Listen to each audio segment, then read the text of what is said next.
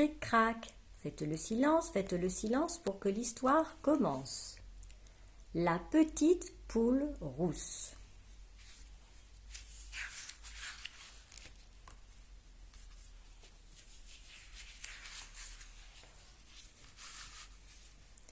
Il était une fois, tout au fond d'un grand bois, une petite maison si bien rangée que c'en était à se demander si quelqu'un l'habitait. La maîtresse du logis, qui s'appelait Poule Rousse, passait en effet tout son temps à briquer, à nettoyer, à astiquer, car elle ne supportait pas de voir le moindre grain de poussière. Lorsqu'elle n'avait pas un plumeau à la main, elle recevait chez elle Tourterelle, sa meilleure amie. « Roux, roux, roux, c'est moi !» roucoulait la tourterelle en frappant délicatement à la porte du bout de son aile. « Côte, côte, côte, entre donc !» caquetait Poule Rousse, toute heureuse d'avoir de la visite. Jamais lassée de se retrouver, elles discutaient jusqu'au coucher du soleil, ou bien jouaient aux cartes, ou croquaient des petits gâteaux aux amandes. L'hiver, Tourterelle tricotait de longues écharpes, tandis que Poule Rousse cousait sans arrêt. En effet, celle-ci adorait par-dessus tout faire des ourlets, repriser des chaussettes ou raccommoder des torchons.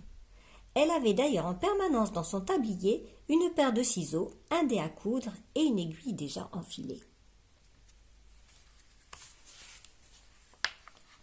Comme Poule Rousse était toujours serviable et souriante, les animaux l'aimaient beaucoup. Ils disaient d'elle « Quelle adorable poulette, cette Poule Rousse! Elle est aussi gentille que dodue et si douce !» Un matin, Renard qui traînait dans les parages entendit ces louanges. Aussitôt, il eut l'eau à la bouche et se dit « Quoi ? Une poulette dodue à souhait habite cette contrée ? Je m'en vais de ce pas te préparer une surprise, jolie volaille !» Tout content de sa trouvaille, il fila sans tarder vers son terrier. « Vite, ma chérie, dit-il à sa femme, j'ai repéré une poulette merveilleusement dodue et je sais où elle habite. Donne-moi un grand sac et mets sur le feu la plus grosse de nos marmites. » Aussitôt dit, aussitôt fait, Renard partit sur le champ. Renard s'approcha de la maison de Poule Rousse à pas de loup et se camoufla derrière un buisson. Quelques minutes plus tard, la porte s'ouvrit. « À demain, ma bonne amie, roucoula Tourterelle. À demain, ma chère, caqueta Poule Rousse. » Une fois la tourterelle envolée, la poule sortit cueillir des fleurs pour faire un bouquet. Renard sauta sur l'occasion et se glissa dans la maison. Caché derrière la porte, il attendit patiemment le retour de Poule Rousse. Lorsque celle-ci entra, Renard l'attrapa et cric-crac la fourra dans son grand sac. Tout joyeux, il s'en alla, son fardeau sur le dos. « Quel bon festin je vais faire !» se redisait-il en sifflotant.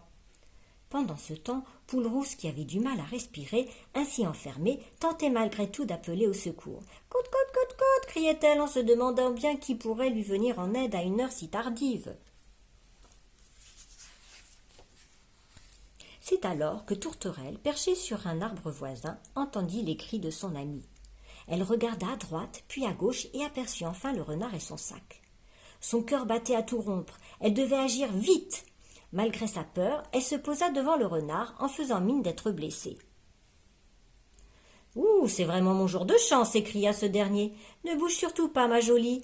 Il reste encore de la place dans mon sac pour un petit rôti. » Mais alors qu'il s'approchait de Tourterelle, celle-ci voleta un peu plus loin. « Ne te fatigue pas, ricana-t-il, tu ne pourras pas m'échapper bien longtemps. » Et hop, raté. Et hop, encore raté. Renard commençait à en avoir assez de cet oiseau qui sautillait devant lui en roucoulant. Il ne savait pas que Tourterelle disait « Dépêche-toi, Poule Rousse, sauve-toi pendant que j'occupe cette fripouille. » Au son de la voix de son amie, la poule reprit courage. Elle attrapa ses ciseaux dans sa poche, coupa le sac et en sortit avant d'y mettre un énorme caillou. Elle recousit ensuite la toile en un tour de main. Quand son amie fut saine et sauve, Tourterelle s'envola à tire-d'aile. « Satanée bestiole !» s'écria Renard, qui n'en croyait pas ses yeux. « Et puis, tant pis, j'ai de quoi manger aujourd'hui. Mais ton tour viendra, compte sur moi. » Arrivé chez lui, Renard tendit fièrement son sac à sa femme pour qu'elle le soupèse. « Comme il est lourd, comme cette poulette doit être grassouillette !» s'exclama-t-elle en embrassant son mari. « Vite, jette-la dans la marmite !» dit Renard en se léchant les babines. Mais plouf ! La pierre tomba dans l'eau bouillante en éclaboussant si fort les renards qu'ils quittèrent leur maison en hurlant de douleur. Jamais plus on n'entendit parler d'eux. À la suite de cette aventure, Poule-Rousse proposa à Tourterelle de venir habiter chez elle, et les deux amies vécurent heureuses ainsi réunies. Cric-crac, mon histoire est terminée.